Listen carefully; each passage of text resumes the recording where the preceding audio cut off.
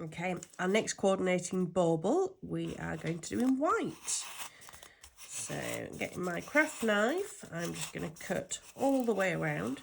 So as I mentioned on the last bauble, as we get better at the technique, we won't need to cut it always into 4 segments. We can just do it in half.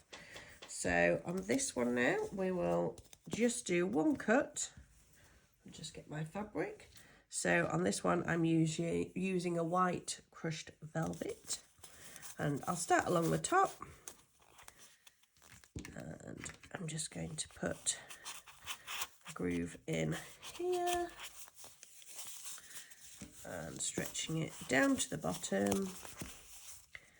I might just make my groove a little bit thicker to make it easier to find.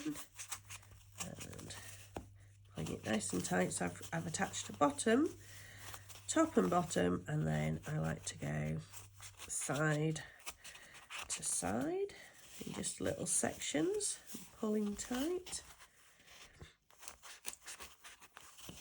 And then I work on the sections in between. So as you can see here, I'm getting quite a bit of creasing. I'm just going to pull it nice and tight and work it down and slightly backwards. And as you can see, it pulls it out there. Then we've got no grooves at all. And again, pull it tight. And that one's gone. And again, here's going to, can you see it's creasing there? Pull it tight and I push that crease into the fold. So it's lovely, nice and flat. And then all the way around to the top. Now you might hit like here, find you need to just pull it out slightly, pull it across and re-push in. If you keep pulling it tight, and to a side, have a firm hold of it though, you pull them out. So just look at where the groove is, push down and slightly away if you can make it go either side, and then using our little fabric scissors, cut away the fabric. So you see it's much quicker because we've only had to do one side instead of doing the 4 segments, but it does mean you do tend to get more of the creases. There you go. So half done already. And then using our fabric, let's go over on the opposite side. So again, just starting at the top, do a section along the top, put nice and firm, and a section at the bottom, and then across the sides. And I'm not worrying too much what's happening here and here.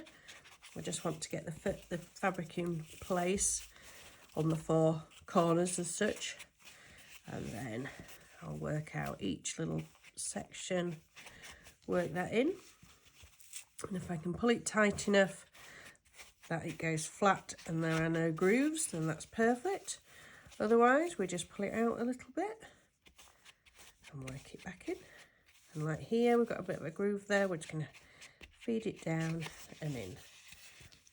And one last one, pull it tight. There we go. Cut around. So we're keeping all that, the rest of the fabric together. We've got no little cut-offs. We've got nice big bits of fabric to use for our next one, because you probably want to make, I don't know, another 6 or 8 more of these. One thing I like to do is I always like to work with odd numbers. So I like to have odd numbers of baubles. It just stops your tree looking too formatted. If my tree looks too symmetrical, it almost doesn't work. It needs to feel it's mixed up, and by using odd numbers really helps with that. So as you can see, that was a much quicker way to cover the bauble, doing it in just 2 sections. Okay, so now we'll add the detail on the next video.